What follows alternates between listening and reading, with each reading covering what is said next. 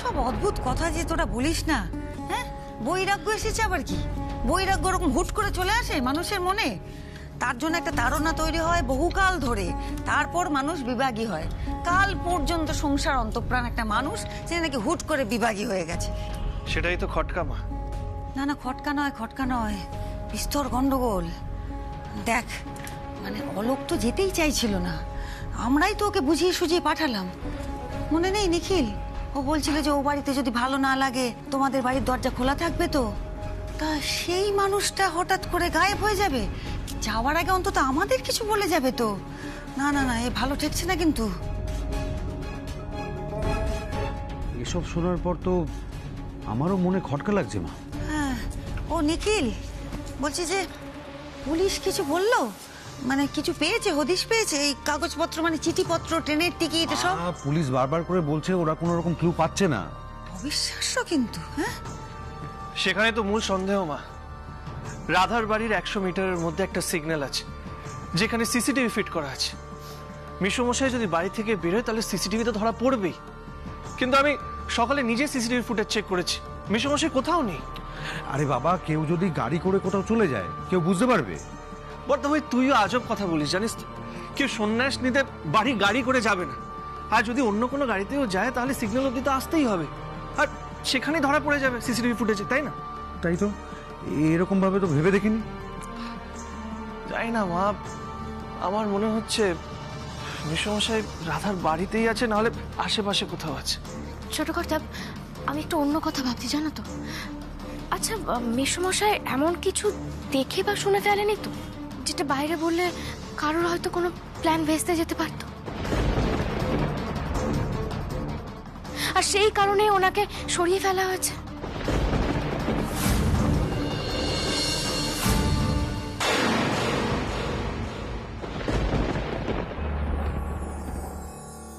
এসো এসো। কণিকা, কণিকা, দেখো তো কাকে নিয়ে এসেছি।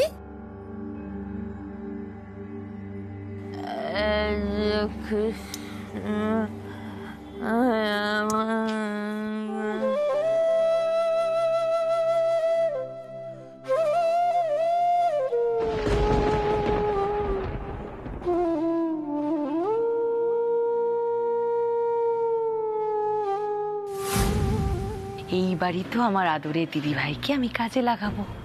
আমি অনিবেটাকে বলবো যে অনিবেটা, তুমি যদি আমার মতামতের বাইরে তোমার বউকে নিয়ে কোনো সিদ্ধান্ত নিতে চাও তাহলে তুমি তোমার মায়ের মরা মুখ দেখবে।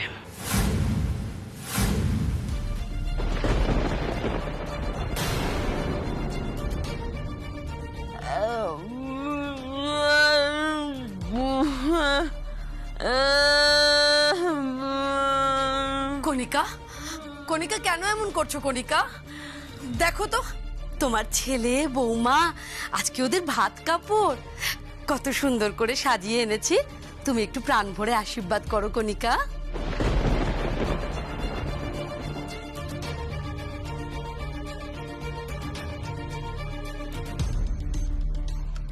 আমি কিছু বুঝতে পারছি না অনি, তোর মা কৃষ্ণাকে মোটেই সহ্য করতে পারছে না রে।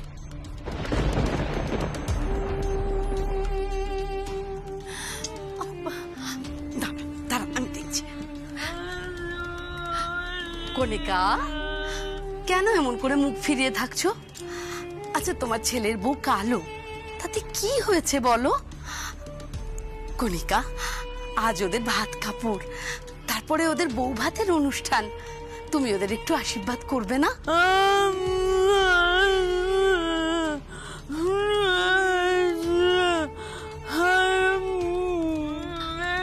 শোন না বাবা, একটুখানি মায়ের গায়ে হাতে হাত বুলিয়ে দে তো, দেখ তো মনটা শান্ত হয় কিনা। যা যা যা।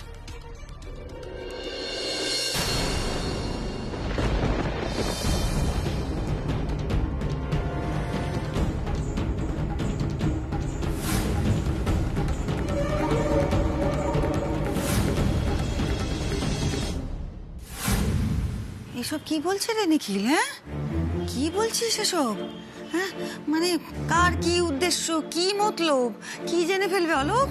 শ্যামা, তুমি কি বলতে চাইছো বলো তো, একটু পরিষ্কার করে বলবে? আমি বলতে চাইছি, দেখুন, যারা কৃষ্ণা আর অনিরুদ্ধকে জোর করে বিয়ে দিয়েছে, এই প্ল্যানটা তারা করেনি তো। তাছাড়া ওদের অস্তিত্ব তো ধোঁয়াশায়, ওদের উদ্দেশ্য কি সেটাও তো আমরা বুঝতে পারছি না। তোরা কি কাউকে সন্দেহ করছিস? করছি। হ্যাঁ, কাকে সন্দেহ করছিস? কিছু বলিস নি তো? মা, বর্দা ভাই, আমি আর শ্যামা রাধারানীকেই সন্দেহ করছি।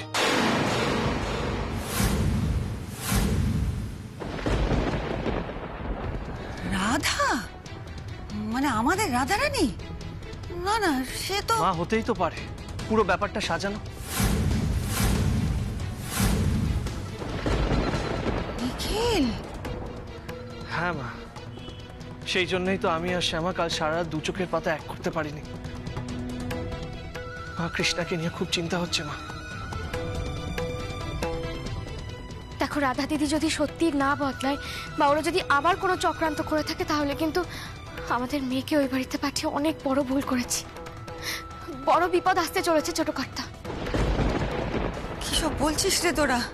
হ্যাঁ, তোদের কথা শুনে তো আমার পায়ের তলার মাটি সরে যাচ্ছে। তোরা বলছিস যে রূপু আর রাধা এতটুকু পাল্টায়নি?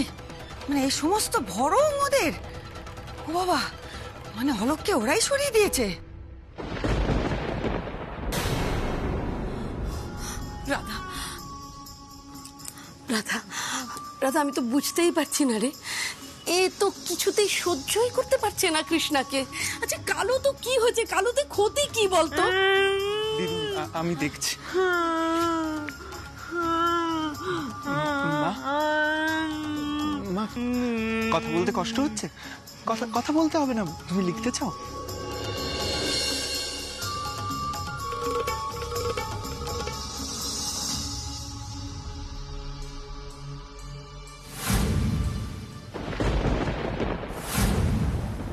আচ্ছা মা, আমায় একটা কথা বলো তো। সবাই বলছে তুমি নাকি কৃষ্ণাকে পছন্দ করছো না। তুমি কৃষ্ণাকে দেখে খুশি নও? এটা কি সত্যি? আমায় বলো।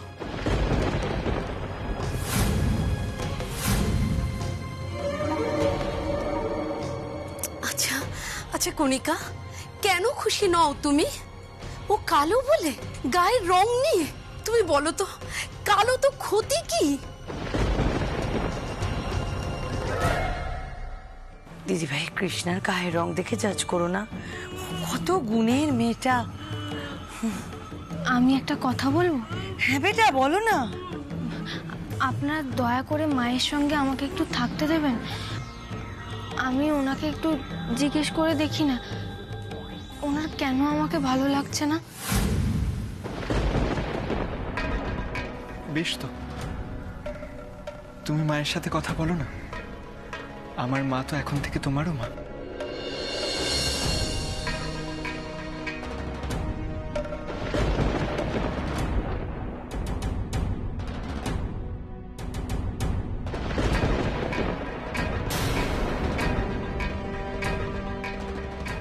না,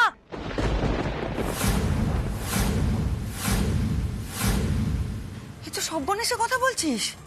ওই বাড়িতে যে আমার ছোট দিদি রয়েছে, আর ওরা যদি এতই খারাপ হয়, তাহলে তো আমার ছোট দিদি ওদের খপ্পরে গিয়ে পড়লো। ওরে বাবা, ওরা অলোককে সরিয়ে দিতে পারে মানে? ওরা সবকিছু করতে পারে। আমার ভয় করছে, আমার চিন্তা হচ্ছে ছোট দিদিকে নিয়ে, বড্ড চিন্তা হচ্ছে রে। মা, চিন্তা তো আমারও হচ্ছে। মাঝে মধ্যে মনে হচ্ছে আমার তো কৃষ্ণের সঙ্গে গিয়ে থাকাটা দরকার। ওরে বাবা, সে এক আধ দিন থাকতে পারবি, বেশ শ্বশুর বাড়ি, কেন ভুলে যাচ্ছিস? তুই তো 12 মাস গিয়ে থাকতে পারবি না। ওকে তো একাই থাকতে হবে ওখানে। আর তার ফাঁকে যদি ওর ওপর নির্যাতন করে, আমি জানি না। তার উপর দেখ আবার গানের অনুষ্ঠান, ওকে কি গান গাইতে দেবে? ওর মানসিক শান্তির দরকার তো। সেটাই তো চিন্তার। না না, এখানে দাঁড়িয়ে দাঁড়িয়ে চিন্তা করলে হবে? শোন না নিখিল, বলছি আমাদের তো তত্ত্ব গুছানোই আছে। আমরা দুপুরের খাওয়া সেরে ওই বাড়ি চলে যাই না সবাই মিলে? শোন, নিজের চোখে দেখাটা দরকার। তারপর ওখানে গিয়ে পড়লে হাল হকিকত বুঝলে ঠিক আন্দাজ একটা পেয়ে যাব আমরা। সেই ভালো মা, কৃষ্ণাকে দেখলে অন্তত আমাদের মনটা ভালো হবে। আর শ্যামাও নিজেকে সামলাতে পারবে। চলো বাকি কাজগুলো সেরে ফেলি। চলো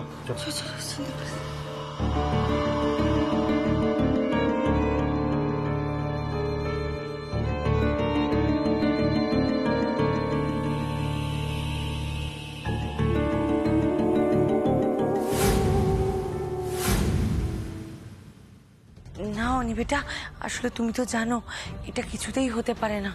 আর দিদিভাই তো মাঝের মধ্যেই রেগে গেলে ভায়োলেন্ট হয়ে যায়।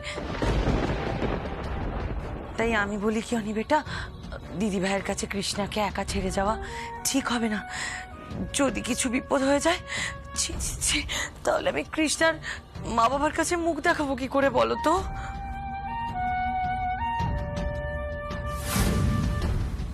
তাহলে বরং থাক।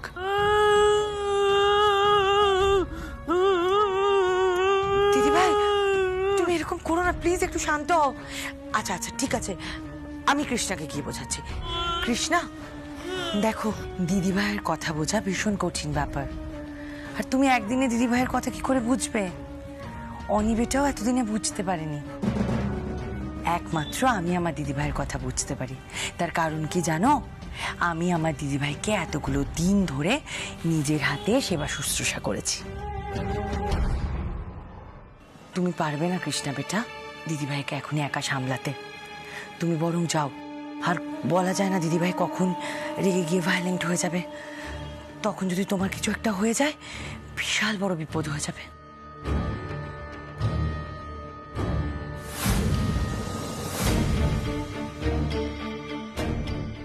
অনেক অনেক সবের তো একটা সময় রয়েছে, এই ভাত কাপড়ের সময়টা পেরিয়ে যাচ্ছে।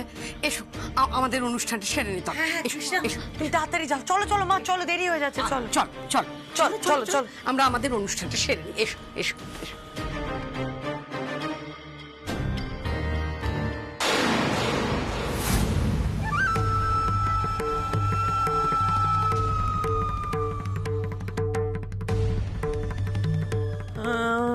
দিদিভাই থ্যাংক ইউ সো মাচ, না বুঝে সঠিক সময়ে না বলে দেওয়ার জন্য।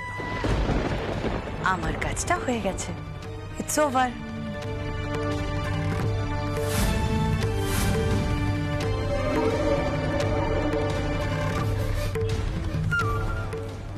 বাই।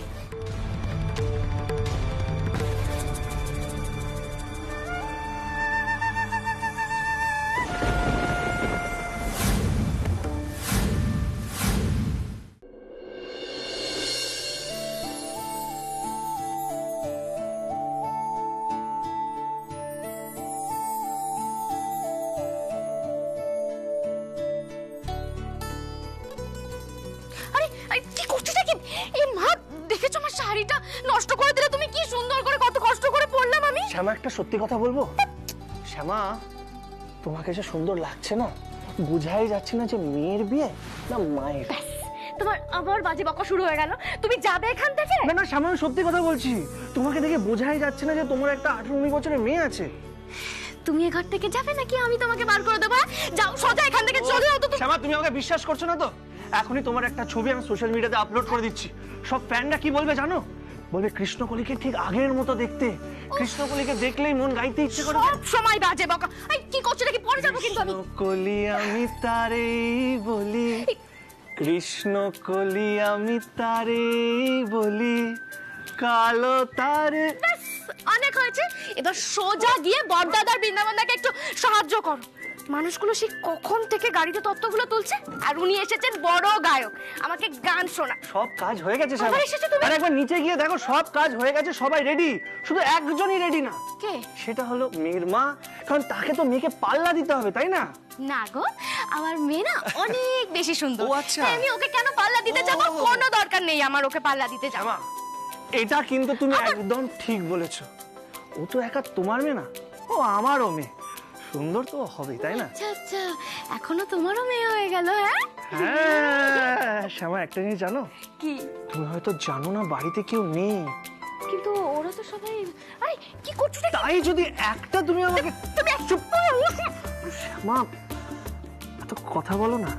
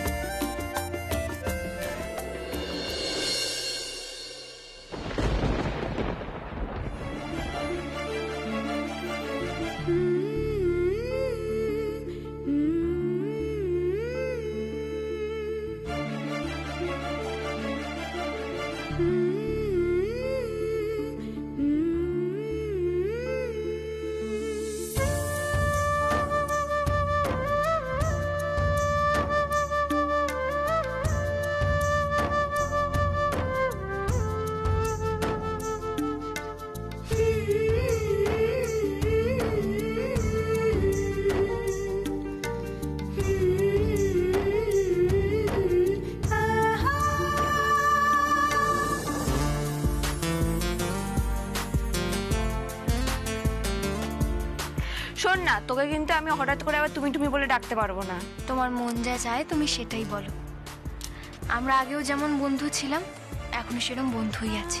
তাই তো। তবে কিন্তু আমার একটা শর্ত আছে, তুইও আমাকে তুই করেই বল, কারণ আমরা তো একই বয়সী, আর তাছাড়া তুই এখন আমার বাড়ির লোক। আচ্ছা রাই। এই শোন না, বলছি যে তোর এই জায়গাটা না কিরকম ফাঁকা ফাঁকা লাগছে, একটু হাইলাইটার লাগিয়ে দিত। না না রাই, লাগবে না। আমি তো এমনিও সেরকম সাজগোজ করতে ভালোবাসি না। আরে আজকের দিনটা তো সাজবি, আজকে তো তোর বউ ভাত।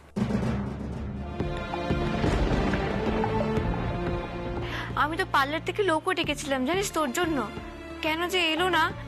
ও যতই তুমি পার্লার থেকে লোক ডাকো মাম্মাম, কিংবা হিল্লি দিল্লি থেকে মেকআপ আর্টিস্ট, এ যা গায়ের রং, এ যতই ময়দা ঘষো সাদা করতে পারবে?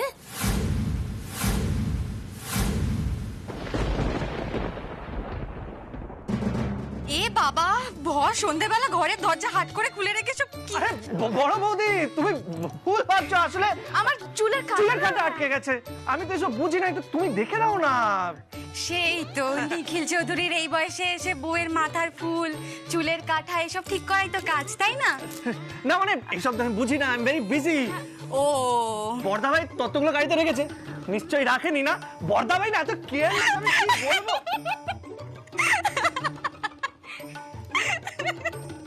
দিদি তোমরা না। আচ্ছা শোনো, বলছি এবার তাড়াতাড়ি চলো, নাহলে মা আবার রাগ করবে। হ্যাঁ আসলে কি বলো তো, কাল তো অনেক রাত করে ঘুমিয়েছি, সেই জন্য দুপুরে একটু চোখটা লেগে গিয়েছিল। চলো চলো চলো চলো। শোনো না বর্তিদীপ, জানো তো আজ দুপুরে না খুব খারাপ একটা স্বপ্ন দেখলাম।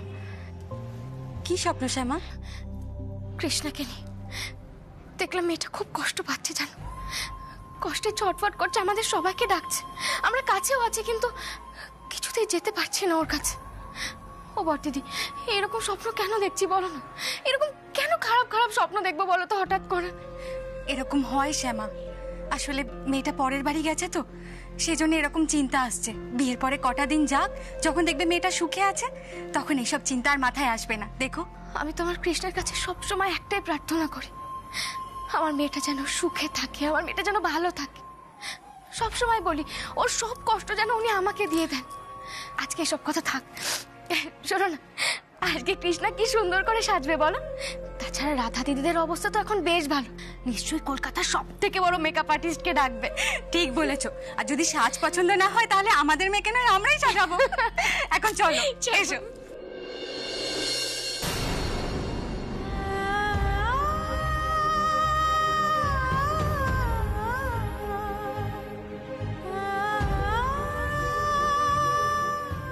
কি হলো শ্যামা, দাঁড়িয়ে পড়লে কেন? চলো। হ্যাঁ চলো বর্তিদি চলো। আসলে আমাদের কৃষ্ণা তো একেবারে ওর মায়ের মতন কালো, কি করে একে সাদা করবে বলো? মাম্মা আচ্ছা ঠিক আছে, ঠিক আছে কৃষ্ণা, আর অত রং টং মেখে সাদা হতে হবে না, বুঝলে? এমনিতেই তোমার এ বাড়িতে এসে দেখছি রং ঢঙে বদলে গেছে, আগে তো বাপু এমন ছিলে না। যাকে ছাড়ো, রাই তাড়াতাড়ি করো, আর কি বাকি আছে সব সেরে সুরে এসো, এরপর তো মা লোকজন চলে আসবে, কত আনন্দ হবে তাই না?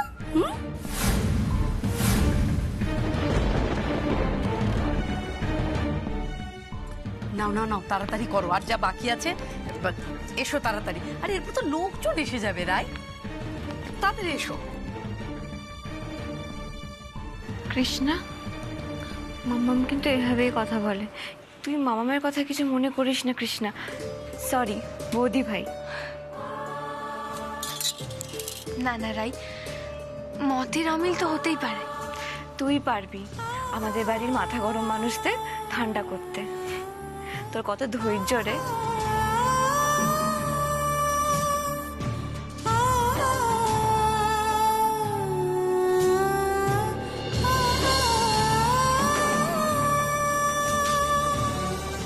তুই একদম শ্যামা আন্টির মতনই হয়েছিস। চলো চলো। রুকু,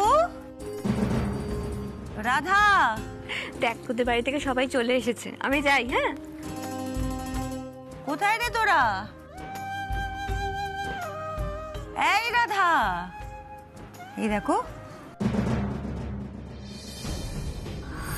এ যা গায়ের রং, এ যতই ময়দা ঘষো সাদা করতে পারবে? দিদুনের কথা বলার ধরনটা কেমন অন্যরকম লাগলো মনে হলো না? অপমান করার মতো শোনালো যেন। এতদিন তো কখনো গায়ের রং নিয়ে কিছু বলেননি, বিয়ের পর থেকেই